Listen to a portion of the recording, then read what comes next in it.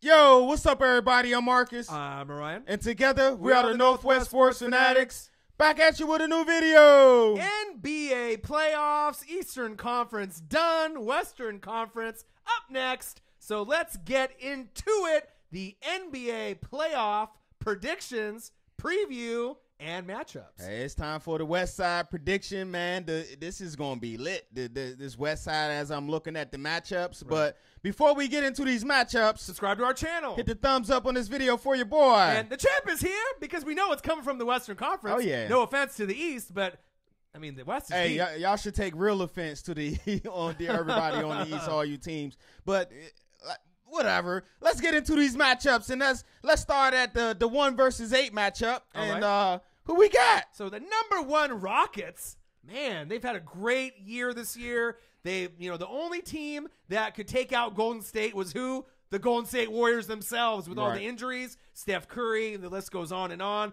But James Harden got his right-hand man, his Superman, right, to his not his kryptonite, but his Batman to his Robin. I mean, he's got everything in CP3 that he was wanting and more.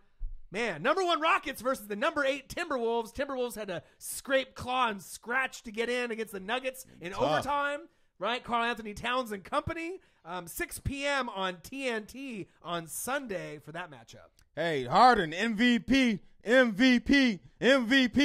He MVP, right? Right. James Harden? I know Colin Cowherd was complaining. He's like, well, if it was based off stats, it would be LeBron James every year. But this year, this year, James Harden deserves it. Right. He's the probably most unstoppable player one-on-one, and he's rallied to pretty much the best record in the NBA. And this team seems like they're destined for a Western final matchup. Hey, everybody will point to the acquisition of Mr. CP3 Chris Paul. Right. But I look at the other pickups, the toughness, the Ba Mute pickup, the PJ Tucker pickup, that gives you some defensive players on your team, and not everybody is going to be able to score the ball, but when you got that perfect blend of defensive players as well as offensive players, you end up with the #1 seed in the West. How about arguably the 3rd best player on the team this year, the most improved player in the NBA besides Victor Oladipo and Steven Adams, Clint Capella. Yes. If it wasn't for Clint Capella's development and having CP3 and James Harden there,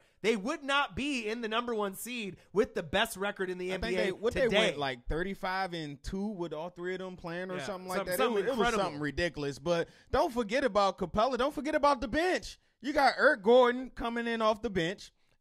When I was mentioning toughness, I forgot one real important name, Trevor Ariza. Right. My bad, Ariza. Right. Don't forget about him. Yeah, and you got Anderson to give you some shooting coming off the bench as well. Right, Ryan Anderson. Man, this is going to be a tough matchup for Minnesota. Like you said, they had the play-in game against the Nuggets. Congrats.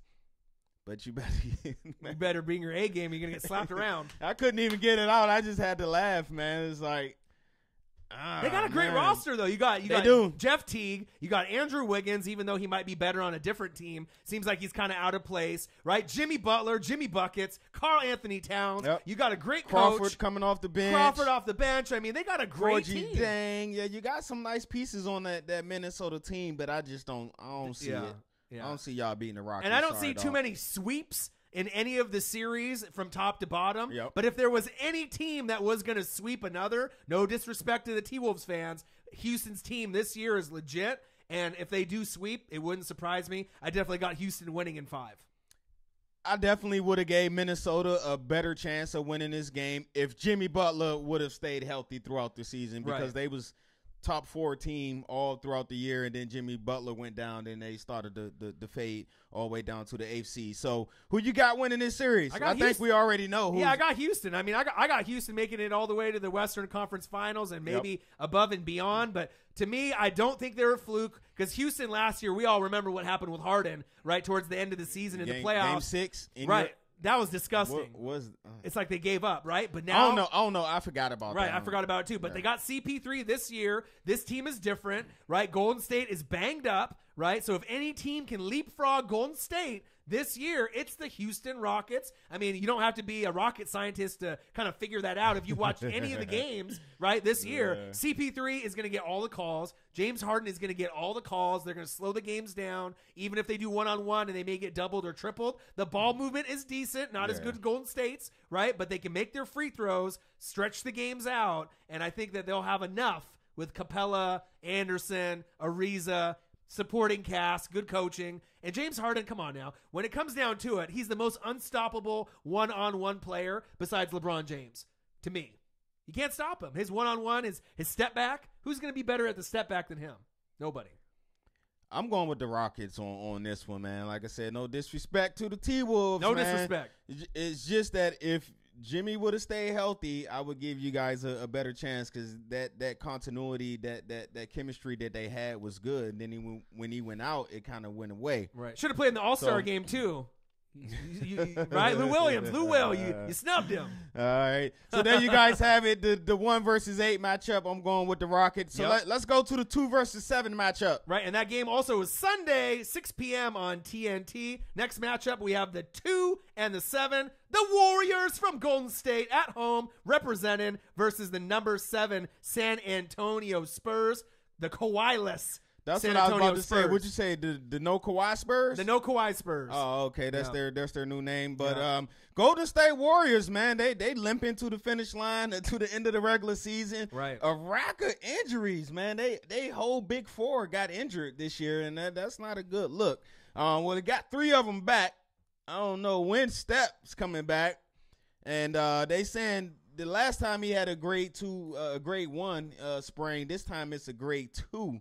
When he came back for the playoffs a couple years ago. So he may be out a little bit longer. Oh, man, it's tough. It's tough. We haven't seen the Warriors this vulnerable since they assembled this team, even prior to Kevin Durant coming, right? You got Klay Thompson, right? But what happened to like a few weeks back? He broke his finger, right? Kevin Durant hasn't been 100%, but he's trying to lead the team. But he's just not the same type of player as Steph.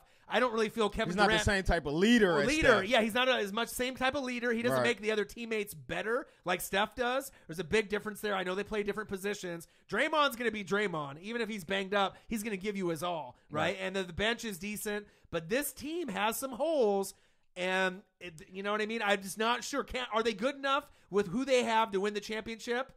I believe they are. But are they going to be able to do it and get past an OKC, Houston, maybe Cavaliers or Sixers, in the East? I don't know. There's a big question marks here with this Golden State Warrior team, and I feel Steph is the true leader of the team, and we haven't really seen if they can win without him. Far. And if you notice their record without Steph, it was horrible. Right. They can't play without him. There is not the same aura around this team coming into this year, and I blame that on the injuries, man. Right. And have you seen Draymond and Klay get set up perfectly by who? Steph Curry, the chef. When Durant tries to set up the other players, he doesn't give them the ball in that perfect spot for Klay to spot up and get the threes or Draymond to get those garbage buckets. Right. It's different. It's a different type of game. But Steve Kerr is a genius. He'll find ways to work with what they have.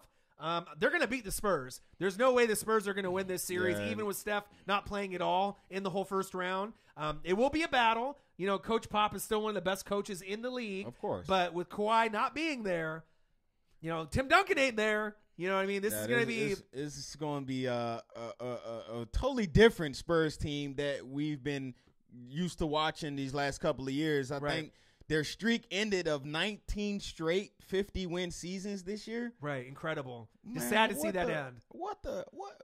But when's the last time you've seen the Spurs at a 7 seed? Normally they're 3 through 5 or better. Or 3 or higher. 3 or higher, right? But with no Kawhi for 75, 85, 95% of the season, of course, this is the result that you're going to get. I got the Warriors winning, I believe, in 5 or 6 games. It wouldn't surprise me if it was in 5, but something tells me the Spurs are going to try to punch him in the mouth and maybe steal one on the road. So I think maybe Warriors in 6 in the first round. I'm going with the Warriors on this one. Yeah. So Warriors. Right. 12 p.m. on ABC on Saturday. That'll be the first game, obviously, for them, Saturday, Western Conference. All right, let's go to our next matchup, the 3 versus 6. All right, Rip City, the Blazers, the 3 seed, getting home court. This is the first time the Blazers have had home court since 2009. You better believe it. Dame is the truth versus the brow. He tricked us with maybe him shaving it off, though, about a week ago. He the got numbers, me. I ain't going to lie. He got me.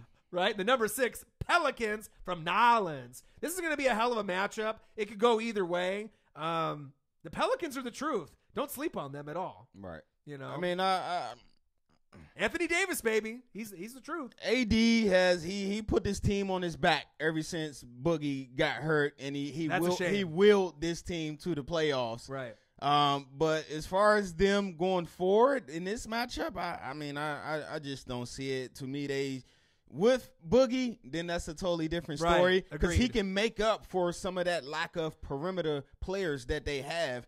I mean, Rondo, Rondo is Rondo. Right. Drew Holiday is Drew Holiday. But their forward spot and their bench is the question mark. That's what I'm saying. After that, who's the small forwards? Solomon Hill.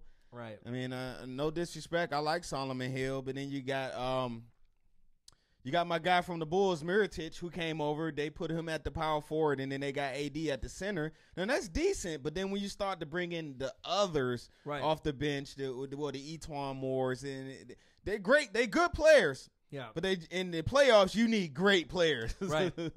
Yeah, and the nice thing about Dame and CJ, having home court, they've been wanting this for quite a long time. There was a lot of rumors, CJ for Kawhi Leonard, this and that. So both backcourt players, and Dame and CJ are one of the best duos in the backcourt in the league. And their knock was, they're horrible at defense. They can score, but they can't defend. But if you've watched basketball this season for the Blazers, they've been slowly getting better and better on defense. They've been really working at it. Lillard's 5th in scoring. He's starting to get a little bit better. CJ's improving year in and year out, bringing Nurkic over. They're a different type of team, right? Mo Harkless with the injury is big. That's going to hurt. That's going to hurt them moving maybe to the Western Finals. But as far as the first round is concerned, I definitely think the Blazers got enough with their bench, with their coaching, with Coach Stotts and Dame and CJ, that Anthony Davis will get his, right? But I think beyond him, they'll be able to find a way to win this series. I got the Blazers winning in 6. Hey, bro, you been a homer? A little bit. A little bit. But even if I wasn't from the 503, joking, man. Right, I still think that the Blazers have enough depth and home court advantage. That's going to be huge, being able to get past a team like the Pelicans. The key to me for this series, CJ and Dame, they going to do what they do. Right. It's the others. Right, Aminu. That we worrying about. Aminu, Nurk, E.T., Evan Turner, Zach Collins, Napier, Collins. Ed Davis. Well, I ain't worried about Ed. Ed going to bring that toughness. I ain't worrying about Ed. I didn't include him. Anybody but Myers Leonard. Yeah. Right, pretty much. So it's playoff time, man, and it's time for these others to step up and prove their worth, especially if we looking at making a run to the West Finals. Right, and most people out here in the Northwest, when you talk about the Blazers, they're like, yeah, you guys are good. Yeah, you guys make the playoffs, but you guys are going to get bumped in the first round. And that's pretty much the talk. Not this year, buddy. But not this year. This year, we're going to get past the first round. Let's go. And like I said, I got the Blazers. I think it could go 5 or 6 games, but I think the Pelicans will play tough at home with Anthony Davis. So I got Blazers in 6. Hey, I'm going with the Blazers as well. It's going to be a tough one, man. AD is going to put up a fight, but I'm going with the Blazers. All right, Saturday night, 7:30 p.m. ESPN for the Blazers and the Pelicans. All right, it's time for our last matchup in the Western Conference, the 4 versus 5. This is the most intriguing matchup arguably in the playoffs altogether, personally. The number 4 Thunder, Russell Westbrook, the triple-double machine. Triple-double, man. 2nd year in a row, padding his stats, some say, right, versus the Utah Jazz. Number 5 seed, Donovan Mitchell, who's the rookie of the year. He says, I'm the rookie. Ben Simmons says, I'm the rookie of the year. It's a battle and a discussion that'll never end. Hey, I'm sorry, Donovan Mitchell, man. You had a great year, but you got to get the runner-up this year, buddy. Yeah. Or maybe you can split it. It's maybe close. They can if there was any year that you could say a right, it would be this year. Because you got to think, look, the Jazz got a 5 seed with Donovan Mitchell. They don't got a whole lot of depth behind him. He's the leader of the team already as a rookie. And they got, Joe Ingles shooting threes. He's like the 5th best. I like Ingles, man. I like him. Ingles he's like the 5th best. Solid. He's a little crafty player there. 5th best left-handed three-point shooter in the league for a guy that doesn't look like he can really play. Right. But Donovan Mitchell's he's the leader of the team. Right. And then obviously Sixers are in the 3 seed with Ben Simmons. So it's a debate. But I think if there was any year for co-MVP, it would be this year. Now, we saw Russell Westbrook boxing out Carmelo Anthony trying to get all those boards. He needed 16 or 18. Oh, man. Right. I think he needs 16 to make sure he needed 16 to get the triple-double. Triple-double for a whole season last year. That was the first time since Big O, Oscar Robertson. And he did it again 2 years in a row. But then the haters are going to say, well, it's not going to translate. It's not going to translate to wins. It's not going to translate to championships. He's a selfish player. But think about this. Let's see you try to average a triple-double. Right. Rebounds aren't just given away. Assists aren't just given away. You got to go out and get it. Right. So you got to give respect where respect is due. He's still one of the best players in the league. I ain't going to lie, man. It's funny when all the videos and saying he's stealing rebounds and all that Box stuff. Box now, Melo. Yeah. But then you think about it, only players that played the game of basketball, bro, there's no such thing as stealing a rebound, man. So cut it out. If you box your man out, you either go get the rebound or the next man is going to get it. And why? Because he wanted more. And Russell Westbrook, he wants them rebounds. Right. Sunday, So Sunday, 3:30 TNT. Make sure you watch out for that matchup. But Thunder and Jazz is intriguing because the Jazz actually play defense and they play for each other. So on paper, people are like, oh, Thunder, easy, Thunder, right? They got Paul George, they got Melo, they got Russell Westbrook, they got Steven Adams. But if you watch the Jazz play this year, they're no slouch, right? I'm not sure if they're going to be good enough to win the series, but I could definitely see them extending the series a little bit longer than most people think. Hey, you already know tourney time, playoff time, college basketball, March Madness, NBA playoffs. It's all about star power when it comes to the tournament time. And the Thunder, they got 3 stars, man. I ain't gonna jip you like that, Melo. I still think you a star. I was gonna say. What about 2. Steven Adams though? But you got 4 stars. I forgot about Steven Adams. Is one of the best players in the league, bud. And to have 4 stars, and when the game slows down, that's gonna be huge, man. Because when you need one of your big time players to step up and make that shot, you got 3 of them. Right. And I'm looking forward. No, back to the Jazz real quick. Okay. Shout out to the Jazz for this strong second half of the season. Right. Because I believe started the second half, they was maybe 10th or 11th in place in the West. And they went on that huge run and got themselves in the tournament. But this Steven Adams versus Gobert matchup. Ooh. That's probably the most intriguing matchup in the whole playoffs. Ooh. As of right now, maybe Donovan Mitchell and Paul George, they'll be spicing it up a little bit. Yeah. But there's going to be some bows thrown. There might be some people getting ejected in this series. Right. But I think that no one has anything to say, and they don't have anyone to stop Russell Westbrook. So he's going to be really the key with the tempo of the game. Yep. So that's why I think the Thunder are going to win this series. But I do think it will go 6, possibly 7 games if Utah can win their games at home. But like I said, Steven Adams is going to control the boards. Him and Gobert are going to fight each other. Tough. You know what I mean? But Russell Westbrook, he might average a triple-double in this series. It wouldn't really surprise me. All right, so there you guys have it, our Western Conference playoff preview. All right, make sure you subscribe to our channel. Hit the thumbs up for your boy. And Saturday and Sunday, it's lit, so make sure you watch ABC, ESPN, and TNT. Comment below. Let us know who y'all think moving on to the next round of the NBA playoffs. And once we get to the second round, we'll do the second round video, semis. We'll be doing all that all the way up to the NBA Western Finals, Eastern Finals, and obviously the NBA Finals. All right. I'm Marcus. This is my guy, Ryan. Only got one question for you. Who you know talk sports like us? Northwest Sports Fanatics. West Side.